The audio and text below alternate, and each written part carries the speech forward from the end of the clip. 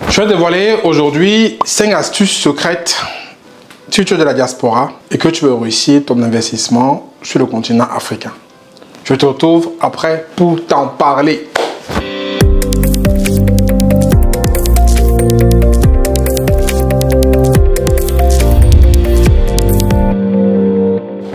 Bonjour à toi, je suis Franck Kenyé. Aujourd'hui, parlons investissement sur le continent africain quand on est de la diaspora. Je vais te donner 5 astuces que tu dois bien intégrer si tu veux réussir ton investissement sur le continent africain. Mais avant cela, je t'annonce une excellente nouvelle. J'organise une nouvelle conférence business à Paris le 11 mars. Dans cette conférence, je vais te parler des business qui marchent sur le continent africain, comment les implémenter, comment piloter ton business à distance. Et tu auras l'occasion aussi de récupérer ta copie dédicacée de mon best-seller 55 idées de business pour le continent africain. Donc n'attends pas, il y a très peu de place. Clique en dessous pour réserver la tienne et je te retrouve le 11 mars pour une grande conférence business à Paris. Aussi, il y a des cadeaux qui existent toujours, mais je te propose de télécharger tout de suite le cadeau qui va te donner la méthode en 5 étapes pour réussir ton retour sur le continent africain quand tu es de la diaspora. Télécharge en dessous et inscris-toi à la conférence et on se retrouve pour parler business et back to Africa. Et tu sais que ce qui se passe sur la chaîne, quand une vidéo te plaît, il y a 3 choses à faire. Tu likes, tu t'abonnes, tu partages et tu lâches un commentaire. Tu dis Franck bravo, Franck j'ai aimé, bravo à l'équipe et tout ça. Ça nous encourage, ça nous motive pour créer du contenu pour que ce soit intéressant pour vous. Maintenant, on va voir ces astuces-là.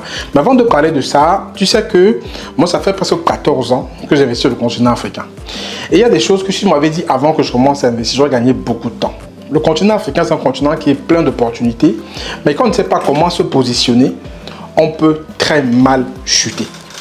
Moi, c'est des choses qu'on m'avait dit que je vais te dévoiler tout à l'heure, là, j'aurais plutôt gagné en temps, gagné en argent, gagné en énergie. Mais moi, je propose de les donner aujourd'hui pour que tu puisses en profiter, t'en inspirer et que tu les mettes en pratique avant de t'investir en Afrique ou si déjà tu veux investir ou tu investis déjà, que tu puisses t'en servir pour pouvoir booster ton investissement sur le continent africain. Première astuce, en fait, c'est de te demander avant d'investir, qu'est-ce que tu veux apporter sur le continent africain? Quelle est ta valeur ajoutée? Qu'est-ce que tu as appris en Occident que tu veux faire profiter tes compères, ta famille, ta communauté, tes compatriotes sur le continent africain? Parce que généralement, quand les personnes veulent investir sur le continent africain, ils sont vraiment tentés de l'objet, le syndrome de l'objet brillant. C'est-à-dire, ils voient quelque chose qui est fait par le tonton, par l'oncle, par le tata, ils veulent faire aussi. Ils entendent quelqu'un qui leur dit le poulet marche, le poisson marche, ils vont aussi le faire. Arrêtez de faire ça. Demandez-vous par rapport à votre talent, par rapport à votre compétence, par rapport à votre expertise, par rapport à votre passion. Qu'est-ce que vous pouvez faire sur le continent pour pouvoir impacter votre communauté? Quelle est votre valeur ajoutée? Si vous êtes aujourd'hui dans l'informatique, est-ce que vous voulez aujourd'hui aller impacter avec l'informatique peut-être une partie précise comme l'intelligence artificielle ou la programmation? Si vous êtes à part la musique, qu'est-ce que vous pouvez apporter de plus au niveau de la musique sur le continent africain? Analysez vos talents, analysez votre zone de génie et demandez-vous quelle valeur ajoutée vous voulez apporter sur le continent africain. Ça, c'est la première astuce. Deuxième astuce, en fait, il faut apprendre l'humilité. Quand vous allez arriver sur place sur le continent africain, pour vous faire une place, n'arrivez pas sur vos grands chevaux en disant oui, je viens de la diaspora, je connais tout. Non, vous allez très mal tomber. Soyez humble. Arrivez, écoutez des gens, écoutez de ceux qui sont déjà sur place, écoutez de ceux qui sont déjà en train de faire du business sur place, côtoyez les réseaux de gens qui sont rentrés, qui investissent sur place. Et ne soyez pas comme si la personne qui, comme vous êtes en diaspora, vous connaissez tout, vous allez apprendre tout à tout le monde. Il y a beaucoup de choses que les gens qui sont déjà sur place peuvent vous apprendre. Donc, ayez l'humilité d'apprendre de ceux qui sont déjà sur place, qui ont fait des choses, et ça va mieux aller pour vous. Et aussi, même quand vous adressez à des personnes avec qui vous travaillez, adressez-vous avec humilité, parce que la diaspora a pour habitude d'être assez arrogante. Quand elle revient, enfin, quand elle arrive sur le continent africain, elle pense qu'elle est au-dessus de tout le monde. Non, non, c'est pas comme ça.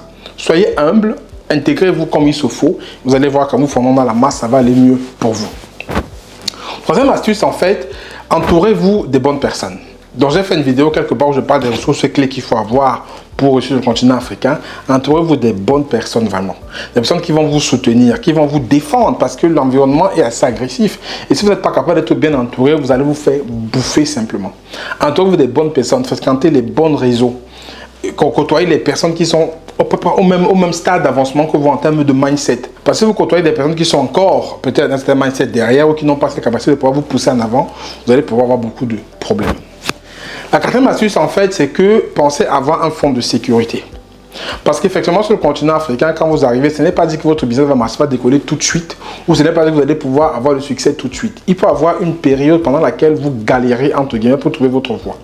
Si vous n'avez pas ce fonds de sécurité, comme moi je recommande, à peu près à 12 mois de vie sur place, c'est-à-dire si vous gagnez peut-être 3 000 € en France, je ne dis pas d'avoir 3 000 € x 12. Il faut voir combien vaut votre niveau de vie sur place, suivant si vous rentrez seul ou si vous voulez rentrer avec votre famille, vous allez dépenser là-bas par mois. Et il faut que vous ayez au moins 12 mois de sécurité pour pouvoir en fait essayer de vous en sortir pendant que vos affaires vont prendre. Ou encore mieux, vous pouvez rentrer là-bas, vous pouvez en investissant, trouver un emploi, rentrer comme salarié, il n'y a pas de honte à ça. En Afrique, en étant salarié là-bas, vous faites votre activité à côté, vous développez les deux en parallèle, vous évoluez. Et quand votre activité évolue, vous pouvez donc lâcher votre travail que vous avez eu en tant qu'expatrié et le faire en plein temps. Mais ne rentrez pas sans les deux. Ne rentrez pas, soit vous avez un boulot d'expat sur place, soit vous avez un fonds de sécurité. Ne rentrez pas avec rien du tout, vous allez avoir beaucoup de problèmes. Et la cinquième et dernière astuce, en fait, c'est de pouvoir reprendre la mentalité locale. Je dis toujours aux personnes que quand tu rentres sur le continent africain, quand tu prends l'avion pour quitter ton pays, là où tu vis en Occident, pour aller en Afrique, enlève ta mentalité de ce pays-là, la mentalité de la France, la mentalité du Canada, des États-Unis, laisse-la à l'aéroport de ton pays d'origine. Prends la mentalité locale et vas-y avec ça là-bas sur place. Et quand tu reviens, si tu es censé revenir là où tu vis en diaspora, laisse la mentalité africaine là-bas en Afrique, reprends la mentalité que tu as ici et reviens ici avec. Mais si tu prends la mentalité que tu as ici, que tu veux implémenter là-bas comme telle qu'elle, et si tu fais l'inverse, prends la mentalité africaine que tu vas mener en Occident, ça ne marche pas. C'est deux environnements complètement différents. Je prends le cas du management par exemple. Ici, le management, il y a des managers qui sont des cons, qui sont des managers qui sont directifs, qui sont des gros salauds, qui managent n'importe comment. Mais le management ici en Occident est en général participatif. Ça veut dire en fait que pour te demander de faire quelque chose, on va demander ton avis, qu'est-ce que tu en penses, Franck, Carole, est-ce que ça c'est bien, est-ce qu'il faut faire là. C'est participatif, on t'explique ce qu'on veut que tu fasses et on te demande ton avis pour que tu le fasses correctement. Ça, c'est un peu le management qu'on fait en Occident. Mais en Afrique, un management comme ça ne va pas forcément marcher. Un management en Afrique doit être parfois directif, doit être parfois aussi strict. Mais il faut rajouter un peu d'Occident. Donc ça veut dire qu'il faut que tu prennes un état d'esprit local pour manager tes gens, mais que tu ramènes un peu d'amabilité qu'on a ici.